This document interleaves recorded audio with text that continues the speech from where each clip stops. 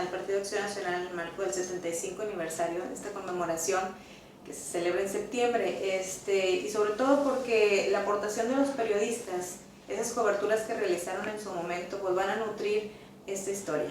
Muchísimas gracias. No, muchas gracias. Gracias a ti y al equipo de producción por la oportunidad de, con gusto y con agrado, compartir la historia, ¿no? Esa historia, ¿no? ¿Qué parte de la historia del panismo te tocó cubrir como reportero, como periodista del periódico El Norte?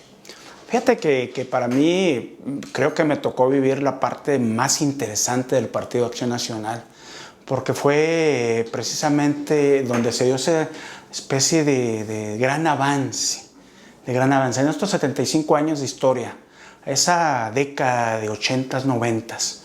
Yo lo veo como el momento en el que el panismo llegó en su clímax, llegó a conquistar más a esa ciudadanía, llegó a su cumbre de ciudadanización, de humanización, o sea que son sus grandes banderas como partido político. Pero al mismo tiempo conllevó una doble responsabilidad, porque tuvo grandes líderes. En ese momento, no sé, Carlos Cantú Rosas, la gente de Yucatán, Manuel de Jesús Cloutier, Luis H. Álvarez, que de una manera u otra, yo creo que esta camada de esos, a mitad de esos 75 años, a los 35 años, esa camada de panistas, pues le llevaron al Partido Acción Nacional a otro nivel. Esa camada que fue, ese partido que fue iniciado no nada más por don Manuel Gómez Morín en aquellos años gloriosos de 1939, ¿no? Sino que también por Efraín González Luna, Aquiles Elorduy, Luis Calderón Vega, Francisco Fernández Cueto o el propio Rafael Preciado. Yo creo que yo lo dividiría en dos partes de esa historia, ¿no? Ese panismo que nació forzado mucho para acabar con esa hegemonía, ese partido único que venía siendo el entonces Partido Nacional Revolucionario, y un partido ciudadano que sirviera de equilibrio, ¿no? O sea, que precisamente abanderara a las clases medias, esas clases medias que después de la Revolución Mexicana empezaron a aflorar, ¿no? Para mí, retomando tu pregunta, me encanta haber vivido esa década de los 80s dentro de mi cobertura periodística, dentro de una gran empresa como es el Grupo Reforma. Y sobre todo darme cuenta y al mismo tiempo disfrutar de ese despertar ciudadano.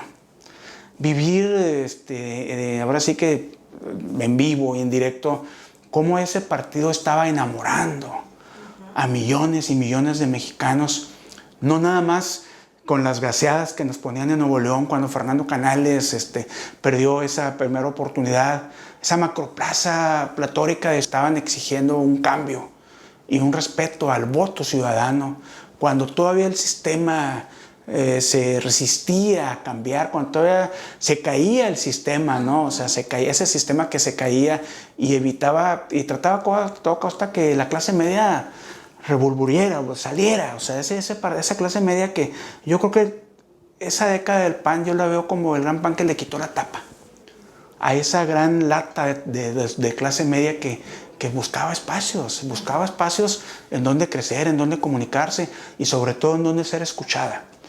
Yo esos grandes líderes con los que tuve la oportunidad de convivir, en especial Manuel Cloutier, bueno, sin despreciar a don Luis H. Álvarez o al Pelón Rosas en Sonora, tenían esa gran peculiaridad, que sabían escuchar. Y vaya que tenían mucho que escuchar, ¿no? No había espacios en donde el mexicano promedio se comunicara, se manifestara. Hablábamos de que los medios de comunicación estaban cerrados, el sindicalismo estaba cortado, vaya, el mexicano promedio no tenía maneras de comunicarse. Esa década del PAN de los 80s, 86, yo lo disfruto porque para mí es precisamente la continuación del gran trabajo que 30 años antes hizo ese grupo de panistas ilustres como los que te nombré hace unos momentos. Exacto. ¿Cuál fue uno de los primeros contactos en tus coberturas periodísticas y que consideres importantes por lo que dejaron o por lo que significaron en sí? Obviamente que mis primeros conocidos o mis primeras coberturas dentro del Partido de Acción Nacional se dieron aquí en Nuevo León por la naturaleza del medio, ¿no? La naturaleza del medio local, un periódico líder mis primeros contactos con los grupos panistas fue con panistas jóvenes, por mi misma también cuestión generacional. Entre ellos Felipe Jesús Cantú, que ha pasado como fue uno de los alcaldes más jóvenes en la historia de Monterrey a nivel nacional. Roberto Ramírez, Israel Hurtado, que fueron una gran camada de diputados locales en aquel entonces. Eran una tremenda minoría. Eran una minoría aplastada por una gran mayoría, y sin embargo esos tres jóvenes, muy ilustres y muy reconocidos, verdaderamente le estaban dando la batalla al entonces gobernador Sócrates Rizo. A nosotros nos llamaba mucho la atención la transparencia, el dinamismo y la entrega de ese grupo de jóvenes panistas que creían en lo que estaban haciendo, en lo que estaban luchando, ¿no? Posteriormente, luego nos tocó cubrir vivir la cuestión de cerca de la campaña de Fernando Canales, esas elecciones pues cuestionadas o complicadas, cuando la comisión electoral en aquel entonces estaba regida por el secretario de gobierno, cuando en esa década de los 80s pues los ciudadanos no hacían nada, todo era el gobierno, o sea, vaya, el gobierno era el dueño del balón, del campo y del partido, ¿no? Entonces no había ninguna posibilidad verdaderamente de una alternancia, ¿no? Finalmente la alternancia llegó, les costó trabajo a muchos que verdaderamente sudaron, ahora sí que retomando la frase de Churchill, la Segunda Guerra, sangre, sudor y lágrimas. O sea, y sangre porque la gaseada no nada más era la gaseada, sino que también era garrotiza. Y garrotiza de policías y garrotiza de porros, de sindicatos y de centrales. ¿Sí? Entonces, esos panistas lo vivieron, lo sufrieron y lo gozaron. Creo que ahorita el Partido Acción Nacional está en un momento de redefinición, porque pareciera que ha sabido ser mejor partido de oposición que gobierno, en muchos casos. Exacto. Y esto te lleva a lo mejor a pensar que faltan nuevos líderes o qué está pasando. Esa pregunta, Tere, creo que hay una frase de Manuel Cloutier que queda a la perfección. Manuel Cloutier en todos sus eventos y todo trataba y hacía, era promulgar con el ejemplo. Él era un enamorado de la palabra congruencia. La palabra congruencia. Y en una de sus grandes frases, él siempre sostenía que él decía, un jefe dice vayan, un líder dice vamos. ¿Sí? Aquí lamentablemente se ha perdido, y yo creo que hay una camada de panistas que se han estacionado en una zona de confort, en la cual ellos, yo no creo que sean responsables de lo que les está pasando, simplemente creo que les falta información. Les falta información de los panistas de antaño que verdaderamente tuvieron que pasar por todo esto para poder lograr generar las condiciones para que el panismo de ahora esté disfrutando de estas mieles, ¿no? Creo que aquí falta mucha cuestión de difusión, de doctrina, simplemente de compartir, o de decirle a los panistas nuevos, o sea, decir, hey, despierta, hey, wake up, esto que tú tienes no es por ti, es por gente que viene atrás, ¿no? Y tienes una responsabilidad. Creo que el panismo actual ha perdido la capacidad de definir cuál es su negocio.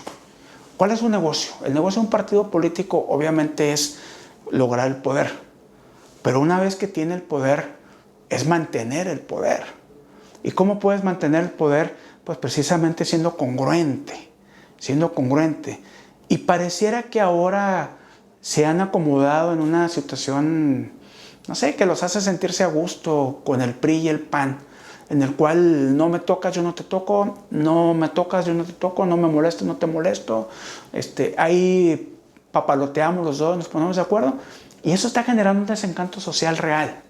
Un desencanto social real que paradójicamente en el siglo XXI, en el que las redes sociales, los medios de comunicación, los grupos sociales, estamos más interconectados, debería de haber más participación social, cosa que no está haciendo. Veamos las recientes elecciones del mes pasado en Coahuila, donde no llegó a votar ni siquiera un 40% del padrón. ¿Qué está pasando? Que este desencanto lo único que está propiciando es que gobiernen las minorías. Entonces no es el principio de la democracia, ¿verdad? O sea, no son los principios de democracia, de patria generosa, de humanismo que enarboló el Partido Acción Nacional de aquel 1939, ¿no? Y en ese sentido mencionas que bueno, ahorita falta que sepan qué se hizo para tener lo que se tiene en este momento o que se logró en los últimos años? ¿Qué fue lo que como periodista te tocó cubrir en esas luchas?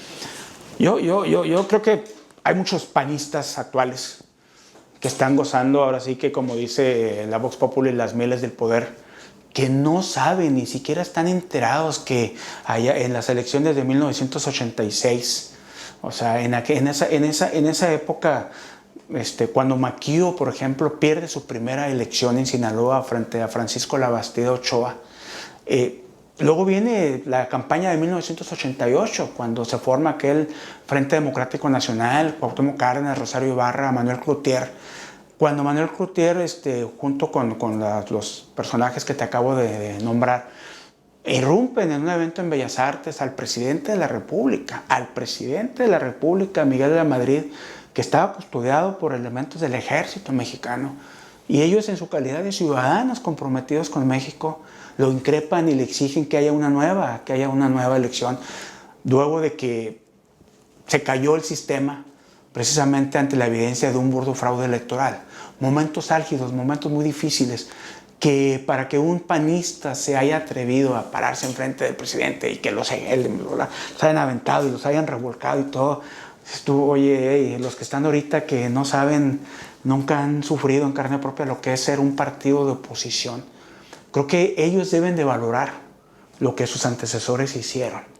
Lamentablemente veo al PAN, a mucho PAN, obviamente no hablo en general, veo a muchos panistas en una zona de confort, en una zona de intereses mutuos, en una especie de club de Toby, en el cual vamos a sentarnos, vamos a comer y ahí nos ponemos de acuerdo. Cuando el ponerse de acuerdo no es irse a comer a la Nacional o al mejor restaurante de Monterrey, no, es ir con sus representados y preguntarles qué opinan, qué piensan. Creo que el panismo actual está cayendo en muchos de los vicios y cometiendo los mismos errores que le criticaban al priismo de anterior. De ese momento. Mencionas esos momentos en los que, bueno, le cortan cartucho al Maquio, los gasean en alguna otra marcha o acto de resistencia. Periodísticamente, ¿cómo te sentías en estar en ese momento? Porque ahorita ya... Bendecido. En el aspecto periodístico, yo creo que compañeros muy valiosos que compartimos, valga la expresión, estos momentos. Obviamente en ese momento no era agradable, no era cómodo, eran momentos difíciles, eran momentos de mucha violencia, de nulas garantías individuales, de muy escasa libertad de prensa, y si a eso le agregas además, no había la capacidad de la tecnología de las comunicaciones como ahora. Para poder comunicar todo eso era otra onda, no traías ni un teléfono celular, no tenías internet, no tenías nada, era muy diferente. No había las herramientas necesarias para comunicar al momento. No era el momento perfecto.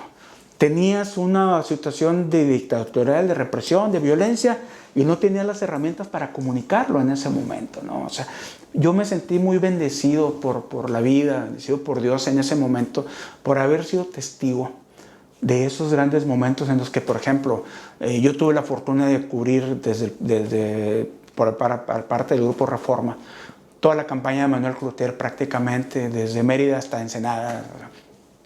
Y te voy a decir, un evento en Santiago Papasquiaro, Durango, en la Sierra Madre, la parte de arriba, Maquio Cloutier era una persona que comunicaba muy bien, y estaba él dando su speech, y de repente un taxista ahí le estaba aplaude, gritándole porras, vamos Maquio, de repente se levanta, voltea a Maquio y le dice, oye amigo, pues tú me estás echando muchas porras, y pues tu taxi tiene los logos del PRI, los logos de la CTM, pues ¿cómo? Y el taxista de una manera muy natural, le dice, Maquio, no te equivoques, el taxi no vota, el que vota soy yo. Entonces obviamente ese tipo de cosas yo las medía y decía, este señor está verdaderamente despertando ese México participativo, que no el México bronco de otros partidos políticos. Yo una de las grandes fortalezas que le sigo viendo al PAN es que verdaderamente sigue siendo alternativa ciudadana, ¿sí? Ellos no le apuestan a despertar al México bronco como grupos radicales de izquierda. Por eso también es triste ver que de repente ese PAN se resiste a madurar y a tener personalidad propia. de una manera u otra pareciera que quiere seguir viviendo a expensas del PRI. Le critica, al PRI lo ataco, el PRI me cuestiono, en el PRI me apoyo para seguir siendo yo, y no ha logrado tener una identidad propia. Parece que el PAN actual no se ha dado cuenta que su identidad propia no es con el gobierno, es con los ciudadanos. Cuestión de regresar a la esencia básica. Sus fundadores quisieron hacer un partido de ciudadanos para los ciudadanos. Creo que ahí es donde están ahorita todos. Exacto.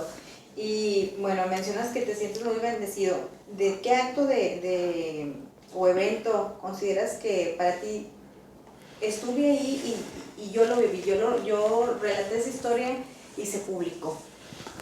Lo que te acabo de hablar del tema de Bellas Artes, que para mí fue esa noche que yo viví en el comité de campaña del CEN del PAN en Ciudad de México, cuando yo estaba cubriendo los resultados y de repente atestiguamos cómo el sistema se cayó por órdenes del secretario de Gobernación, ¿no? Esa noche tan difícil en la que los resultados dejaron de aparecer, porque todo indicaba que el candidato Cuauhtémoc Cárdenas Solórzano era el indiscutible ganador. Todo indicaba que el PRD con Cuauhtémoc Cárdenas iba a ganar esa elección presidencial, ¿no?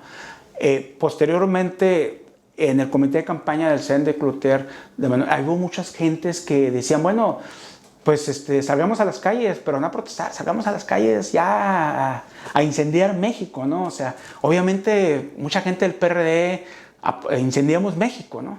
Pero en ese momento tuvimos acceso a reuniones muy privadas entre Rosario Robles, el propio Cuauhtémoc Cárdenas y Manuel Cloutier, que en una muestra de anteponer sus intereses personales sobre los intereses de la comunidad, ellos decidieron no incendiar México. O sea, ellos entendieron que su compromiso histórico en ese momento era no incendiar México.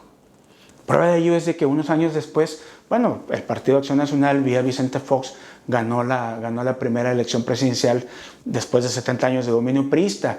Si en ese momento Cuauhtémoc Cárdenas, Rosario Ibarra de Piedra, Manuel Cloutier y todo, no hubieran decidido la marca México sobre su propia marca, a lo mejor ahorita estuviéramos hablando de otro México. Adicionalmente a eso, los grandes bloqueos de panistas como don Luis H. Álvarez y todo en los puentes internacionales de Juárez, con El Paso, Texas, donde duramos días y días y días para exigir que se reconociera el triunfo de alcaldías como la alcaldía de Chihuahua, ¿no? O sea, situaciones como las que vivimos en Hermosillo, como las que vivimos en Mérida también, donde se daban los primeros grandes brotes ciudadanos panistas. Lamentablemente ahorita esos brotes ciudadanos panistas parece que están en el libro de recuerdos. Así lo ves. En el libro de los recuerdos. Pero bueno, es como todo.